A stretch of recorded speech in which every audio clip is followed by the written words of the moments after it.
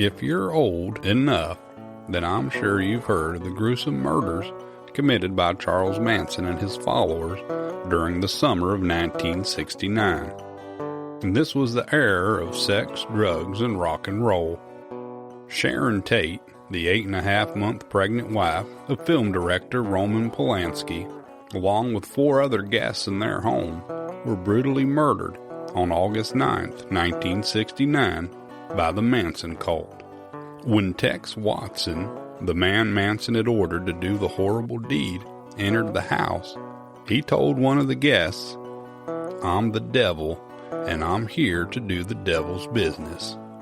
He and the 3 women who accompanied him then proceeded to brutally beat and repeatedly stab the victims multiple times. Manson had told the women to leave a sign, "Something witchy." One of the female assailants had written "pig" on the front door in Tate's blood. And this was done as a copycat to the murder scene in which another of the cult members had murdered someone and written "political piggy" on the wall in blood after stabbing his victim. The next night, he murdered 2 more people. At this crime scene, they also used one of the victims' blood to write on the walls words like "rise," "death to pigs," and "helter skelter." It was those antics that gave rise to Satanic Panic at the end of the 60s and into the early 70s. Other cult-like groups began to spring up all around the country, especially in drug-riddled areas. The culture of satanic worship and drugs went hand in hand. Esquire magazine even devoted the March 1970 issue to the cultural impact of the Manson cult. And you may think this episode is about those murders, but it's not. But the impact of those crimes in 1969 definitely had a bearing on the events of the Fort Bragg murders. Did they inspire the murders, or did they just provide a motive? Well, you'll have to decide for yourself.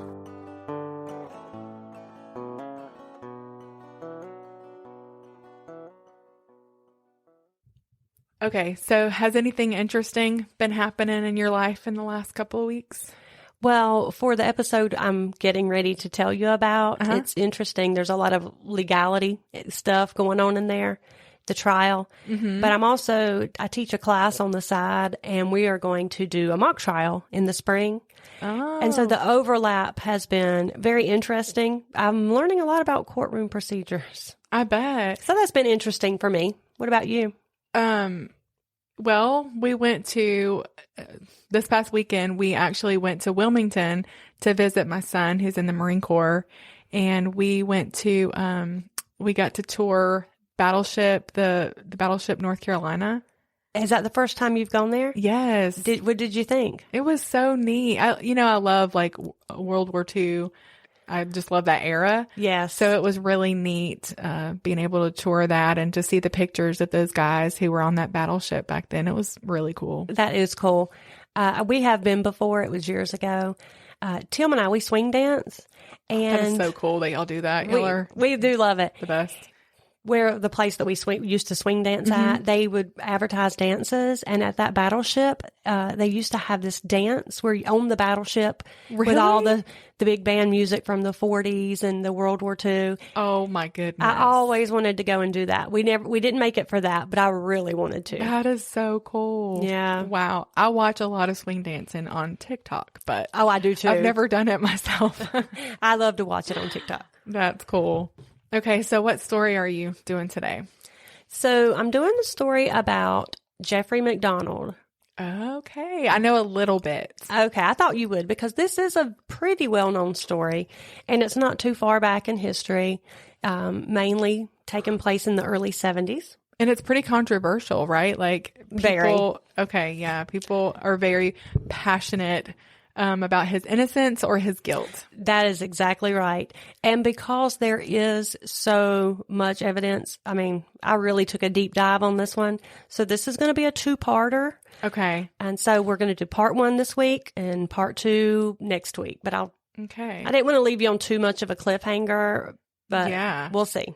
Well, and I already have an opinion formed. So let's see if you confirm or if you change my mind.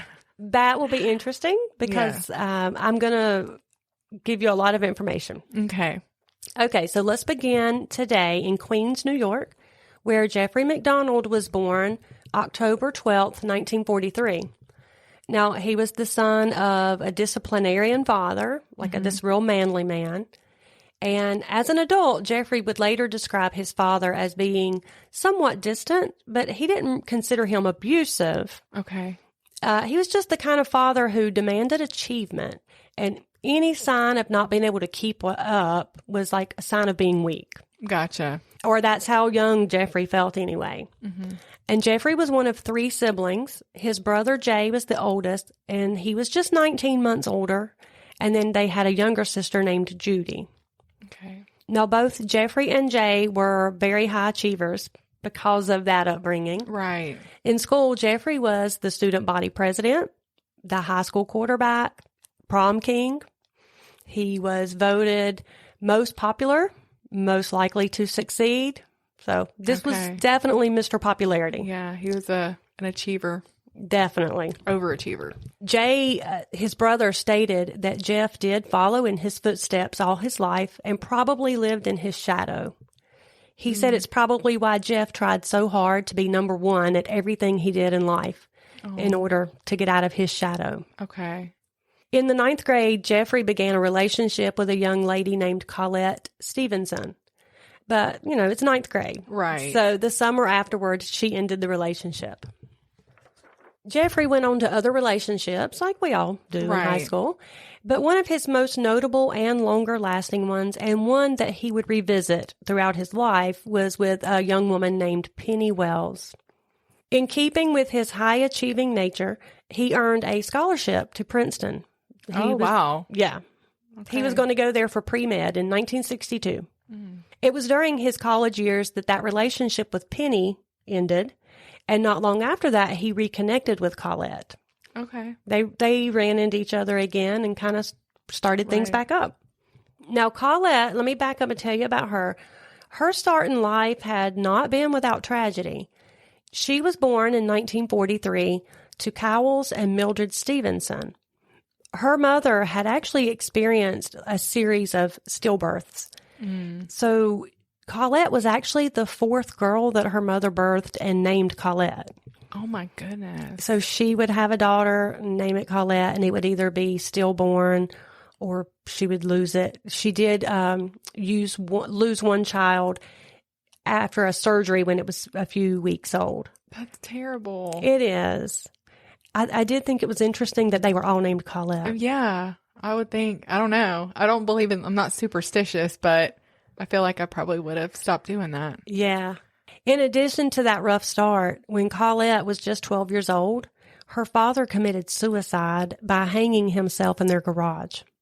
Oh my gosh. So That's terrible. It is terrible. That poor mother. Can you imagine? No. Later, her mother met and married a man by the name of Freddie Kassab in 1957. Since Colette had not really had the chance to get to know her real father that well, Fred, he stepped in and the two became very close. We don't always find that relationship with a stepfather. Right. But Freddie had actually lost a young daughter during World War II, during a bombing in Europe. So the two, he missed his daughter, she missed her father. So they kind of bonded. They filled a void for each other. They did. That's exactly right. Well, now that Colette was in college and she and Jeffrey had reignited their old relationship, this time the dynamics were a little bit different. Jeffrey said that Colette was a little more timid, and he admitted to enjoying being her protector. In August of 1963, Colette and Jeffrey found out they were pregnant. That wasn't really part of their plan just yet, so they had some decisions to make. And her parents, they really wanted them to finish college before starting a family, and so they actually encouraged the couple to get an abortion. Oh, wow. That's surprising for that. For that era. Yeah. It really is. But Jeffrey's mother, she took the view that, no, it might be hard, but they can handle this. Right. And she encouraged them otherwise. She said, it'll be okay. And so Jeffrey and Colette did decide to have their baby. Were they in love? Like, did they want to get married? They were planning to get married later. They did. They were in love. Okay. Some people would question later whether he did just marry her because of the baby. Okay. 2 weeks after informing their families about the pregnancy, they were married on September 14th, 1963, in Greenwich Village, New York. Now, Jeffrey was raised Catholic, so they were married in the Catholic Church. Okay. And Colette, I guess she was not Catholic. It didn't say that she was, but I think she did follow along with, you know, with his upbringing. You know that, I was just going to say that's that era because my mom was Southern Baptist. But she said if Papa would have been a Catholic, she would have been too. She would have converted. Yep. Isn't that interesting? It really is. Colette and Jeffrey, they had their reception at the Fifth Avenue Hotel, and then they honeymooned in Cape Cod. 7 months after the honeymoon, their daughter Kimberly was born on April 18th, 1964. The couple soon settled into their life as a family of 3 now. In the summer of 1965, they moved to Chicago for Jeffrey to attend med school. And while there, their second daughter, Kristen, was born in May of 1967. Okay. Shortly after that, Jeffrey graduated med school and the family moved to New Jersey so he could begin his internship. He was specializing in thoracic surgery, and that's like lungs, heart, that kind of thing. After this, I mean, again, this guy's a high achiever. Yeah. He decided he wanted to become a physician in the Green Beret Special Forces. Wow. So in 1969, he was commissioned into the U.S. Army, Fort Sam, Houston, Texas. And then later that same year in August, he reported for duty for the 3rd Special Forces Group at Fort Bragg, North Carolina. So did he have to go through all the rigorous training that regular Wow. That's impressive. Yes, it is.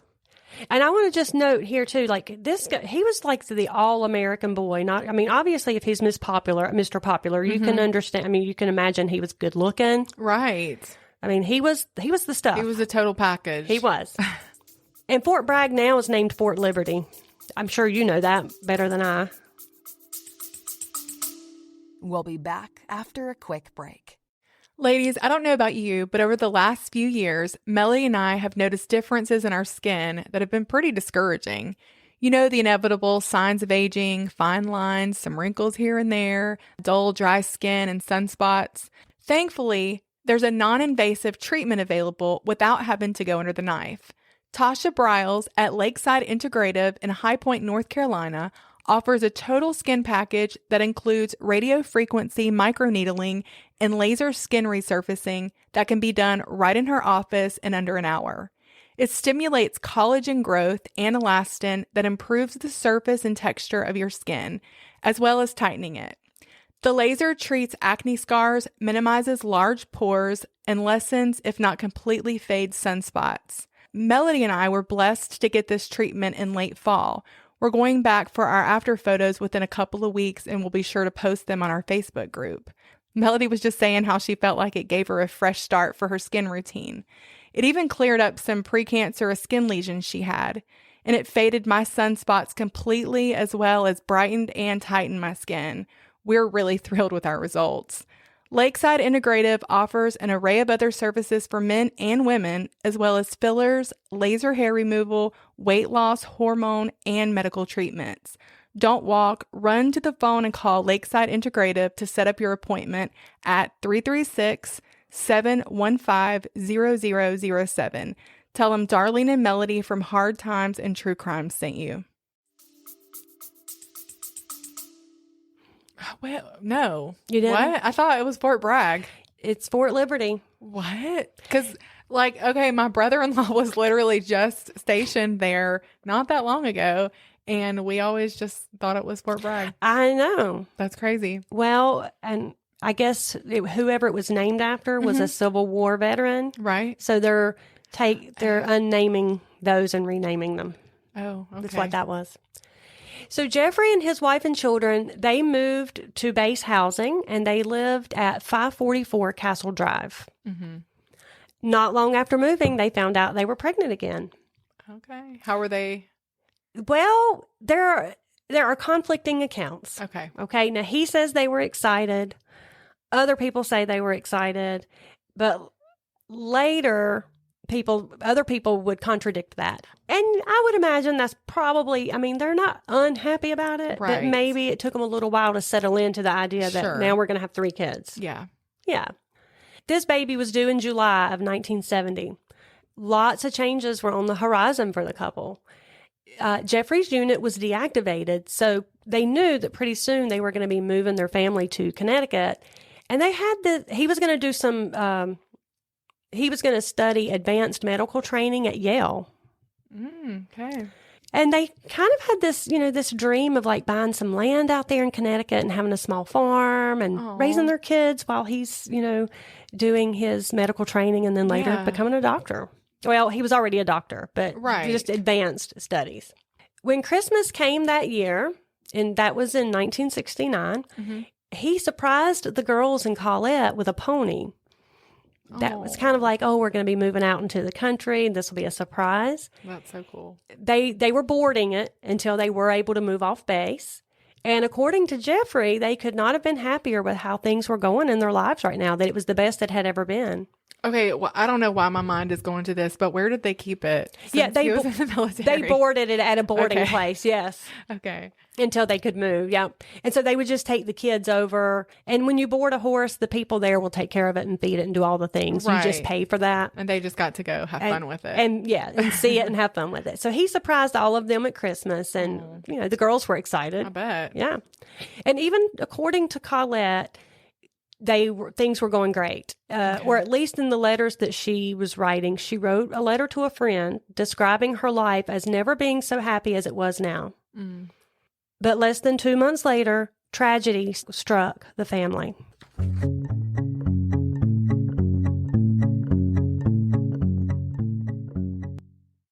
On the night of February 16th, 1970, Jeff took the girls to feed and ride the pony. They named him Trooper. They arrived back home at about 5:45 p.m. They had supper. He showered, changed into his comfortable blue pajamas. Colette left to go teach a class. She was doing some English classes and teaching a few things. It was just a typical evening at the MacDonald home. Jeff put Kristen to bed at 7 o'clock-ish. Kimberly, she was the older one, so she stayed up a bit longer. They like to watch Laugh-In together. Oh. And so she stayed up to watch her favorite show with her daddy and play a few games. And he then put her to bed. And when Colette arrived home, it was around 9:40-ish. They watched TV together for a little while, had a drink before bed, and then Colette went ahead and turned in. Well, Jeff stayed up a little bit later watching Johnny Carson, but he fell asleep about midway through on the couch. Okay. Then in the early morning hours of February 17th, around 3:42 a.m., the Fort Bragg dispatchers received an emergency call. Help, 544 Castle Drive, stabbing. 544 Castle Drive, stabbing, hurry. Military police arrived about 10 minutes later.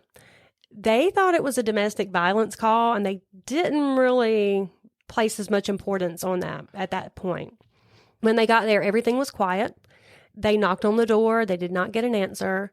The house was locked up, but they went around back to check, and they found that the screen door in the back was unlocked and the house door was open. The sergeant entered the house and quickly came back out yelling to get Womack ASAP. And you probably know that Womack is the hospital there at Fort Bragg. When emergency personnel arrived, they found a gruesome scene. Now, this is my disclaimer. I'm going to give you some graphic detail, and because it involves kids. I mean, it was a brutal scene. Okay. After I read it, it stuck with me for days. I woke up in the middle of the night a few times with it on my mind. So these are little kids. Yeah. Colette was 26 years old. She was found laying in her master bedroom floor, sprawled on her back. One eye was still open. She had been beaten badly all over her body. She had been stabbed 21 times in the chest with an ice pick. Oh, my gosh. 16 more times in the torso with a knife. Oh, My gosh. And a paring knife was found beside her body.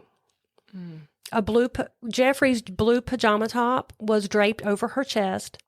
It was noticeably torn and bloody. And then, interestingly enough, on the headboard of the bed, the word pig was written in blood. Colette's blood later, they determined, in 8-inch letters. Jeff, he was also age 26 at the time, was found lying face down beside Colette with his head on her chest and his arm on her neck. He was still alive, but he was also wounded. When the military police entered the room, he whispered, "Check my kids, I heard them crying." And so they quickly ran to search the bedrooms. And that's where they found 5-year-old Kimberly in her own bed, obviously bludgeoned all over. She had been stabbed in the neck 8 to 10 times. One of her face wounds was so deep that the cheekbone was protruding. That gives me cold chills just thinking about it. Her head wounds were so bad that the medical personnel said internal bleeding and brain bruising would have caused death pretty soon after those injuries.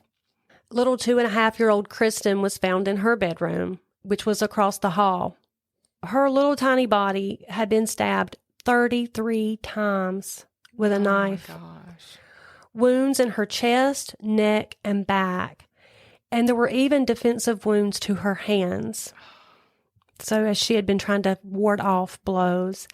2 of the knife wounds had penetrated her heart. There were also 15 additional stab wounds with an ice pick that were not as deep. That is like overkill. Very much so. It was clear that Jeffrey was the only one alive, but he was unconscious. He was kind of coming in and out of consciousness.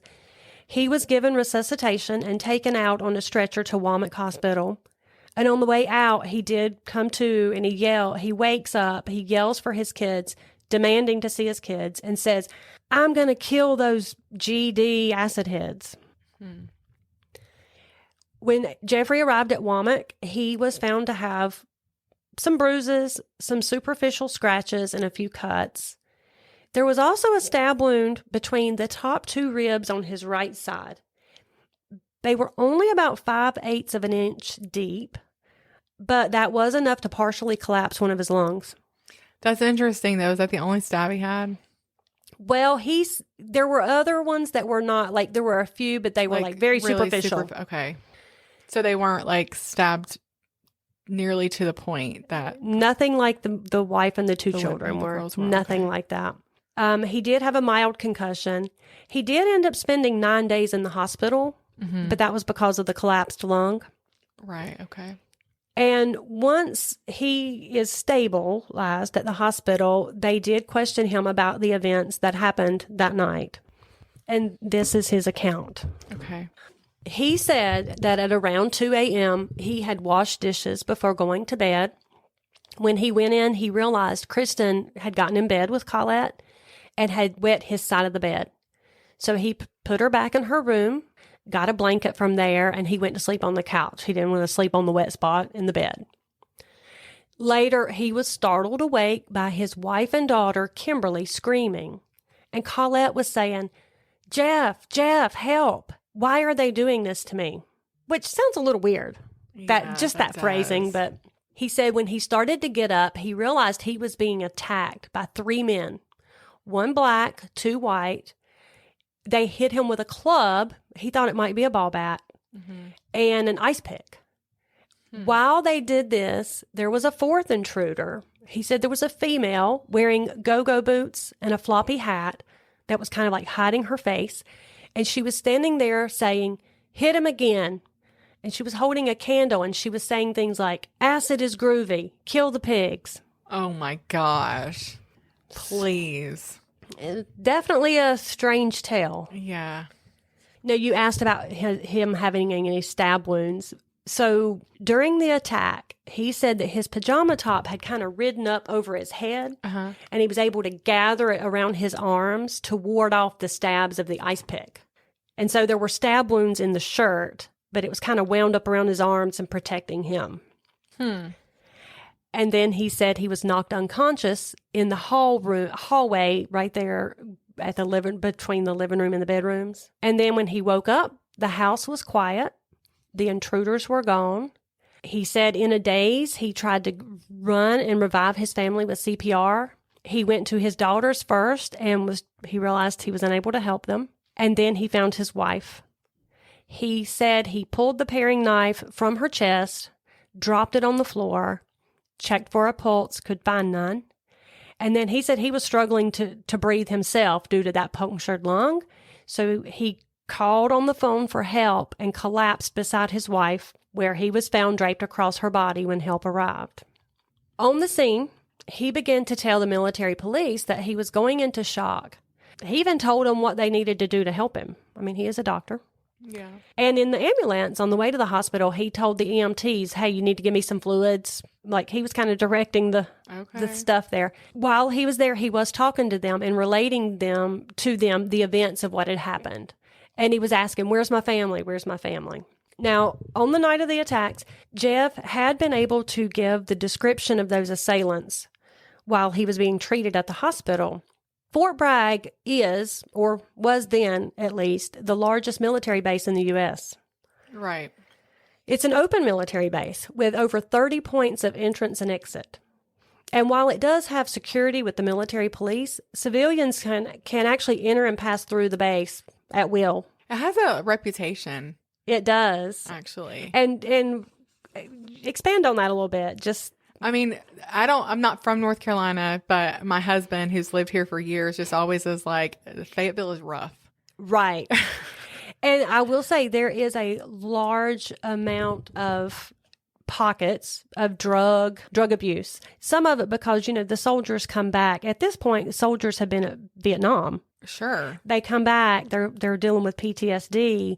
They turn to drugs. Right. And so there was a large drug population there. And because of that, there is a lot of high crime, violent crime. And I guess it's still, the base still has a reputation for that because, I remember my brother-in-law talking about how rough it was when he lived there. Which wasn't that long ago. It wasn't that long ago at all. Yeah. Just a few years ago. Yeah. And so that's kind of good to keep in mind. Okay. The military police said they were searching random vehicles in the area around Fort Bragg, looking for the occupants that would fit that description he had given of those 4 intruders. Okay. But by 6 a.m., they said no one fit that description, and they kind of just gave up that search and called it off. Meanwhile, at the hospital, Jeffrey's documented as having a bruise on his right side of his forehead, superficial stab wounds in the abdomen and left arm, none that required stitches, and his vital signs were normal. Okay, if there are 4 people there and 3 of them are attacking him, I just have a hard time wrapping my head around how he does not have very serious, some really serious injuries. That is exactly what the military investigators were thinking as well. Okay. I will say that another examining doctor noted he did have 4 puncture-like wounds on his left side of his chest. They were linear in nature, spaced evenly apart, similar to scratches, like if somebody had... Well, yeah. Yeah. I can see maybe how he got that without being attacked by 3 other people. Yeah. So there is that wound there. And they said his mental state was very agitated. He was asking for his wife and daughters. And so in order not to upset him more, one doctor told him they were going to be okay, or they were fine, which they were already dead. Of course. And he asked, what do you mean they're fine? Aren't they dead?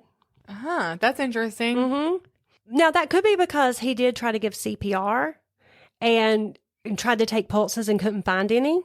I'm so confused because in the beginning he said, can you go check on my daughters because I heard them screaming. Yeah. And then now he's saying Exactly. Okay. There were little discrepancies like that that did change throughout the many times that story was told. Yeah. After the initial response to the stabbings, the Army sent Agent William Ivory, known as Bill Ivory, over from the CID, the Criminal Investigation Division, to investigate the scene.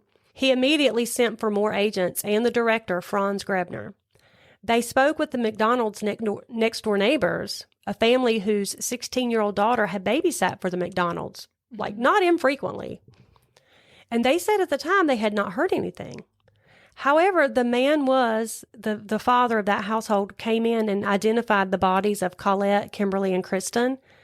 And then he kind of felt sick and had to leave. I bet. Yeah. How traumatic would that be? Yeah. As the CID investigators were searching for evidence at the scene, it just was not adding up to that story that Jeff had told. They were quickly starting to question his account. He had alluded to this being an attack by drugged out hippies. Right. Acid is groovy, kill the pigs kind of thing. Not unlike the Manson murders that had just taken place 6 months before. Look, that acid is groovy statement, that is so dumb. That cheesy. Sounds so stupid. Doesn't it sound cheesy? Like, yes. Who really says that? That sounds like a med student made that up. Maybe. And the scene appeared to be staged. For instance, they're already questioning, and you hinted at this a little bit, this is a trained Green Beret. Yeah. If there was that much of a struggle, and you're struggling to protect your wife and children, they just felt like everything would have been askew and disarray, like that kind of thing. But what they found were there was not much sign of a struggle. And they would have went after him first. They would have taken him out before they're going to go after the wife and kids. And they wouldn't have left him alive. Right. And the wife and kids, bet they weren't sexually assaulted, were they? No. Okay. So they definitely felt like there should have been more signs of a struggle. Mm-hmm. They only found an overturned coffee table on its side. There was a flower pot. The plant was out of it, dumped out on the floor, but the pot was still standing up, which was a little odd. And all of the plates that were in the china cabinet still standing. And there were Valentine's cards on the table that had not even been overturned. And I may have missed this. Okay. And I've been paying attention, but I just want to... So he's saying they're attacking his family, and he woke up to hear his wife and kids screaming, and when he was in a sleep, so he jumped up to go help them, but as soon as he did that, he was being attacked by the three assailants, and he could see this woman. That just makes zero sense. Right. The murder weapons were found that morning just outside the back door of the apartment. They were an old hickory kitchen knife, an ice pick, and a club-type piece of wood that was approximately 31 inches long. There were 2 blue threads mixed with blood on it. No fingerprints could be found, not even those of the house occupants. Mm. So, for instance, if Colette had used the ice pick, you would expect to find at least her fingerprints on it, but there were none. There were none. So it had been wiped clean. Apparently so. A footprint was found leading from Kristen's bedroom. It was a barefoot, and they presumed it was Jeffrey's. Splinters from the club that had been used were found in all 3 rooms, but none were found in the area where Jeffrey was supposedly hit with the club. 2 pieces of latex and a torn surgical glove were found, scattered in the bedroom. Okay. They were bloodied, as if that was what had been used to write with a finger in the blood on the headboard. And one more thing. Okay. There was a March 1970 issue of Esquire magazine in the living room. And that magazine carried the story of those murders at Sharon Tate's home that had happened just 6 months before that had been committed by the Charles Manson cult. Was it open to that? It was not open, but there was some blood found on, it looked like a smudged fingerprint on the magazine. So probably that was read, and then it was like, oh, that's a good idea. Well, investigators were certainly questioning that, for sure. And one more interesting find. When Colette's body was put on the stretcher to take her out, there in a pool of blood that had been under her head was a blue thread sticking up. Along the area were several other blue threads. They were kind of scattered about that seemed to match that blue pajama top that had been draped over her after she was killed. Okay. That had been placed over her after the attacks. So now they are wondering, well, that doesn't explain how those threads were found under her body. Right. And one of those blue threads was also found under Kristen's fingernail during the autopsy. One of her fingers was almost severed, as if she was holding a hand up in defense during the attack. What's more, 81 threads were found altogether, and 2 were found beneath the headboard where the word pig had been written. No fibers were found in the living room where Jeffrey had been attacked and where that shirt had been supposedly torn. Army investigators began looking at him as a definite suspect in this case, most probably their main suspect at this point, but he had not been informed of that. Okay. So he's probably just, playing the victim. In the days following the murders, while investigators questioned those events of that night, Jeffrey MacDonald was planning the funerals of his pregnant wife and 2 little girls. On Saturday, February 21st, at JFK Memorial Chapel in the Special Forces area of Fort Bragg, a memorial was held. Each silver casket was carried by a squadron of Green Berets in dress uniform. That's terrible. Yeah. The preacher read from the book of Job, stating that Job, too, had lost a couple of children. MacDonald, who had managed to remain in control during the service, broke down in sobs at the end and left with tears streaming down his face.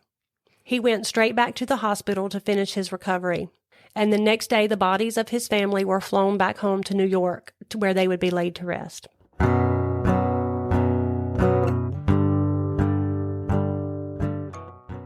As forensic analysis took place at the state lab, some surprising findings were discovered that made the theory of Jeffrey MacDonald being the one who had committed the murders much stronger.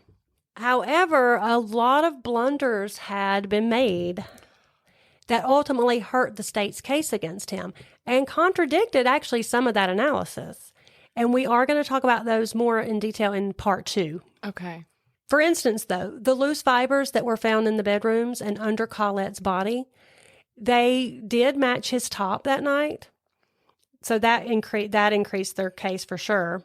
Under the kitchen sink, the MacDonalds kept those surgical gloves that matched identically to the makeup of the rubber glove fragments that were found in the master bedroom.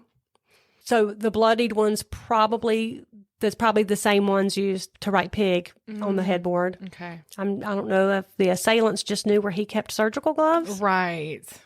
A blonde hair had been found clutched in Colette's hand, and it had been shown to be her own hair and not hair from a blonde intruder. Okay. Because, he said there was a blonde lady. Was he having an affair? Actually, he had several affairs. Oh, okay. Now, he said she didn't know about them, and it never caused any problems in his marriage. There will be more details about those later. No fingerprints were able to be obtained from any of the weapons that were used. So I guess the assailants did take time to wipe those off in their drug-induced rage. The club that was used contained paint stains that matched exactly some paint that was used on bookshelves in Kimberly's bedroom. And the wood from that club actually matched bed slats from the bed in her room, leading investigators to believe that weapon was from the MacDonald house. So they just came there and got all their weapons? Yeah, they came with this intent to brutally commit a crime, but they didn't bring anything with them. They just said crazy. Yeah. But here's the game changer. The blood evidence was crazy because all 4 members had a different blood type. And that's actually pretty unusual. Yeah. But what it did was it allowed investigators to kind of almost be able to make a map of their crime scene. Awesome. Like whose blood was in which spot because they were able to test it. And that actually helped them reconstruct what may have happened. And this is what the blood evidence showed. Kimberly's blood was found in the doorway of their master bedroom, leading from their room into the hallway across to her room. Her blood was also found on that torn pajama top, which he did say he tried to give CPR. Interestingly enough, think about this. He tried to give CPR where you're breathing into somebody with a punctured lung. Please. Colette, I hadn't thought about that. Yeah. Colette's blood was found in Kristen's bedroom. But if she was killed in the master bedroom... Right. Splatters were found on the wall above the bed and quite a bit on top of the sheet of her bed. Her blood was also found on a bedspread and sheet that had been rolled up and left in the master bedroom. Jeffrey's blood was only found in the hall bathroom and in front of the kitchen sink where the surgical gloves were stored. In April, Army investigators, they had kind of been waiting to speak with him on the record. They were gathering evidence. He was recovering, all of that. While he had been in the hospital, they were checking out different points of his story. They were waiting for some of this evidence to come back from the labs. And so it was April before they actually had a chance to question him officially. And they asked him at first, do you want to go ahead and tell us what happened? They gave him a chance to recount his story once again. They finally flat out asked, you didn't do this yourself, did you? And he's like, of course I didn't. Sure. And he was highly offended that they would even suggest that. They began to tell him about this discrepancies in his story, which you've already, found several of them, and how some of that physical evidence did not match up with what he was saying. He didn't know what they had in the way of evidence, so he didn't know how to construct his story. So he would explain part of his story, and then when it didn't match up with the evidence, they would call him out on it and explain, hey, that's just contradicting what you told us. And so a lot of those discrepancies he had no explanation for. So they said, well, would you be willing to take a polygraph? And he agreed to it. Oh, okay. Which, a lot of times, I think is it sociopaths who feel like they are confident they can pass. Can do it. Yeah. Because they're such great liars. Right. And I feel like people like that who just win at everything. So why would this be any different? Right. So their plan was they're gonna take a break. They had been questioning him for a while, go eat lunch, come back. We're going to get somebody here on site who can administer that for us. When he returned, they informed him that, again, your account does not ring true to us. So they informed him they had that coffee table they had found laying on its side. For one thing, it had been resting on a stack of magazines that were not scattered underneath it. Like it was just a stack. And they said it was top heavy and that it should not have landed on its side. It should have landed on its top, but it was resting on its side. They said they had kicked that thing over 30 different times, and each time it was so top heavy it had landed on its top, not on the edge. They pointed out that potted plant that had been dumped out, but the pot was still sitting upright. And so they told him, we think you staged this scene. Yeah. Well, things got really heated at that point. He was like really angry at these accusations, asking them like, what would be my motive? And they point out the possibilities. Maybe an argument got out of hand. Maybe you're having problems in your marriage. And they pulled out proof that Jeffrey had been talking with another woman. There had been a Valentine's card found in his desk at work from a woman in Hawaii. Wow. So he did admit that he had had some extramarital affairs, but they were meaningless. He didn't even think Colette knew about them. Those were just flings because he loved his wife. And of course. Yeah. He accused the Army of blaming him because they couldn't find the real intruders and they were trying to save face. So they were just using him as a scapegoat because they had bungled this investigation. So once that interrogation was over and he had been released and was supposed to come back for the polygraph, he called him back about 10 minutes after he had left and said he had changed his mind. He was not going to take that polygraph. Oh, okay. According to him, at this point, he was also reassured that he was not a suspect. But by the end of the evening, he was hearing news reports otherwise. Right. He was back on base. He was staying in quarters there, and he had gone to the mess hall to eat. And while he was standing in there, over the loudspeaker comes this news report that he was being charged, and he didn't know it. Wow. And so that's how he found out. So he returned to his room, and that's where he was met by officers. He was relieved of his duties and placed on restriction pending further inquiries. The next day, he asked for an Army lawyer, which he got, but 4 days later, he ended up hiring his own attorney, which was Bernie Siegel. On April 21st, he submitted to a 3-hour psychological exam by Dr. Sadoff, who was found by his new counsel, his defense. And Dr. Sadoff said his findings were, based on my examination, this is a direct quote, I was fairly certain that he was not directly involved in the killings of his family, but that he did feel guilty because he had not been able to save them. The next day, he went to Norristown State Hospital and he underwent 6 more hours of psychological testing. These psychologists stated in their findings that he showed no signs of psychosis or psychopathic tendencies that would lead him to commit a crime of violence like this. He did not fit the description of a person who would be expected to commit such a crime. But in spite of those findings, the Army proceeded with their theory that he was the murderer of Colette, Kimberly, and Kristen. Now, is this all his counsel's testing? Yes. Okay. So on May the 1st, 1970, he was officially arrested and charged by the Army with 3 counts of murder. He sent a letter to Colette's parents, Freddie and Mildred Kassab, in which he reiterated his innocence, and he again accused the Army of mishandling that whole investigation, claiming he would never trust them again. And Colette's parents were supporting him. They believed him. 2 months after that arrest, he received an Article 32 hearing with the Army that began in July. So the Article 32 is like a military hearing. It's similar to a preliminary hearing for civilians. The purpose is to inquire into the charges, the substance of the case, to determine if there's enough evidence. Exactly. Okay. That's where the defendant is able to review the case against him and see that and present evidence in their defense. Okay. Well, the defense team was able to see that the prosecution had just bungled a lot of the case already, and so they capitalized on that.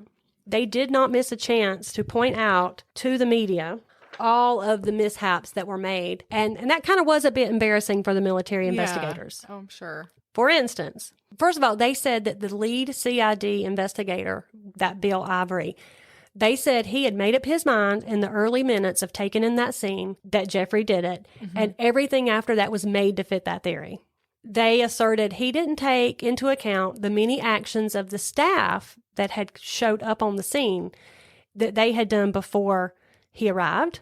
Okay. They only saw the crime scene through their lens with regard to what happened and not what the crime scene looked like actually before he got there. And I will explain that in a minute. Okay. They say what happened prior was actually a very compromised crime scene. It had not been roped off. Ivory had even actually had to admit on the stand that several of those things actually were true.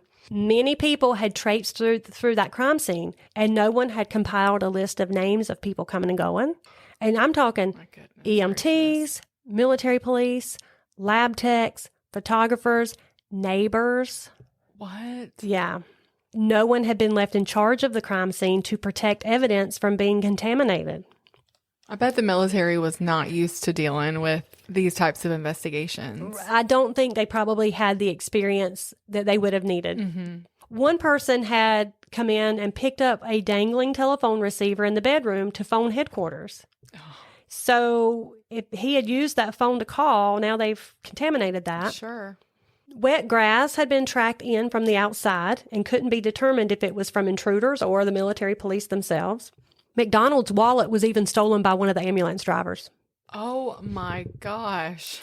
And there was a missing bottle of pills, Esquire pills, that had been seen by 2 people at the scene, and then suddenly it's just gone. Nobody knows where it went. Oh, gracious. Now, I'm betting money that ambulance driver took it. Yeah. And so the Esquire was like an amphetamine. It's a diet pill. Okay. Jeffrey was on a diet, and he was taking diet pills. But anyway, all of a sudden that's missing. Jeffrey also had ripped pajama bottoms, not just the top, which could have held valuable physical evidence. Sure. But when he was at the ER, they had been taken off and put out with the hospital trash and burned. So some of those blue fibers that everybody's saying came from the top and the top was over her, they were like, no, that could have been from his bottoms when he went in and It's a debacle. It is. Military police on guard at the house had allowed the garbage to be collected without examining it for evidence. And they finally figured out that the overturned plant that the pot was sitting upright, one of the EMTs had picked it up and set it back up.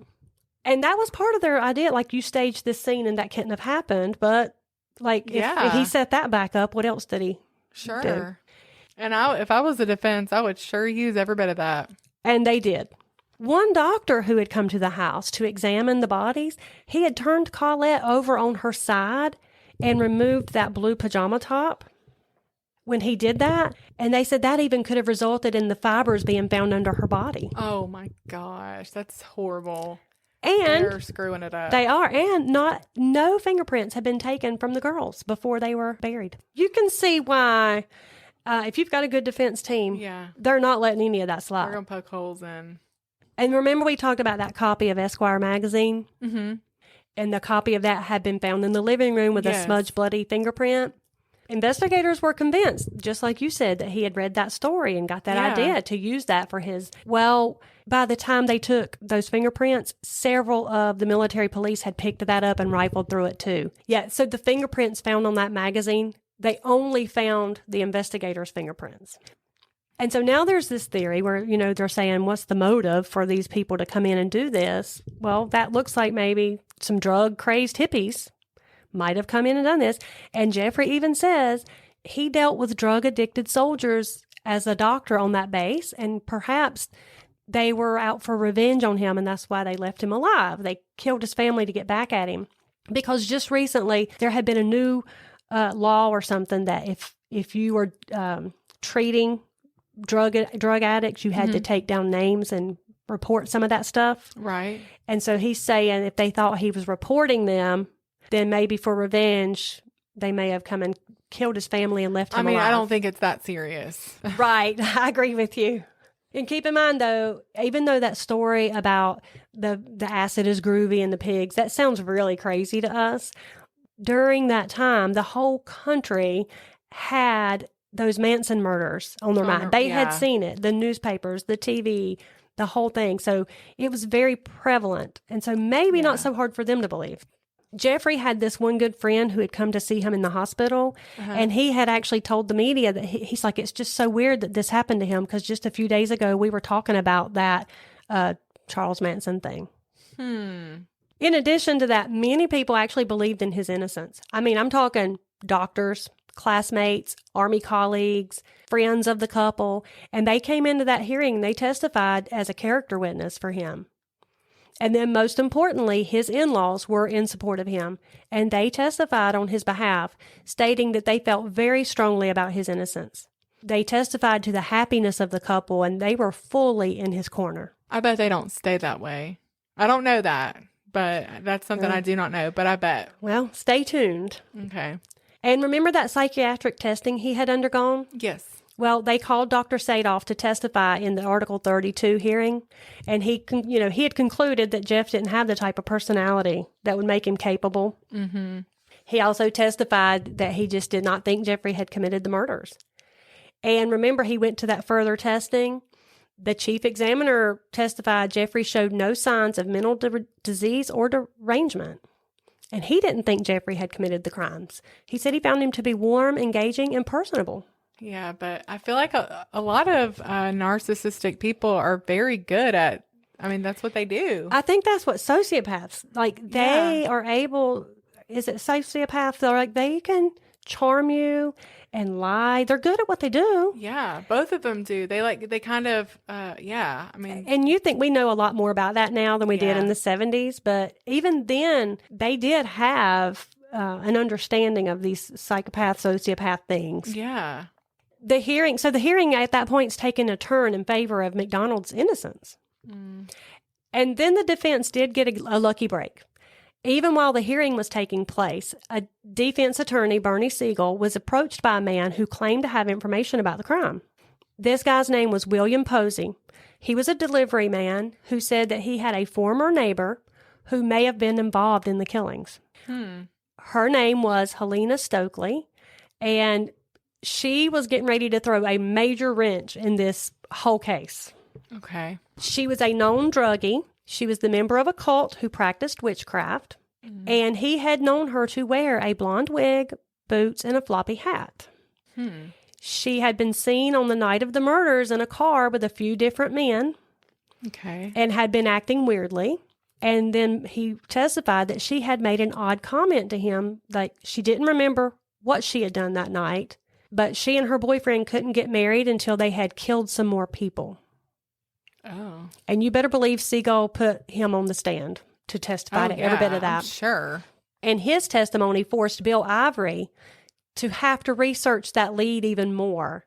Even if he didn't think there was anything to it, now he's kind of like, well, now I got to go investigate further. When he was questioned on the stand by Bernie Siegel, the questioning kind of made him look inept. Like he had barely followed up at all on her. He didn't ask her very many questions. It seemed like he didn't want her to be considered a serious suspect. So you can imagine like the circus that this hearing was. Sure. It would be another few weeks before October 13th when presiding officer Colonel Warren Rock made a decision. He recommended that all charges be dismissed because of non-sufficient evidence and what was presented was not true. Oh, gosh. And he recommended an investigation into Helena Stokely. Just a couple of months later, MacDonald received an honorable discharge from the Army, and he said, and this is a quote, "This is no victory. My beautiful family is gone, and their killers are still at large. I'd like to get those people." He was correct in that this was no victory, but it also was not the end of this case. Actually, far from it. And so next week, I will bring you part 2 of the Fort Bragg murders. Oh, my gosh, I can't wait. Now, I'm not old enough to remember the Manson murders, but I've seen a documentary or two, and I remember in the late 90s or early 2000s, Manson was still alive and did a live interview with 60 Minutes or Dateline or somebody. And I think one of the craziest things about that case were those women thinking they would get out of that by just saying, "Charlie made me do it." But if you want to guarantee you don't ever have to explain why you killed a whole bunch of people, you make sure you spend all your time listening to Hard Times and True Crimes and telling everybody you know, and a few people you don't, to check us out. Till next time, goodbye.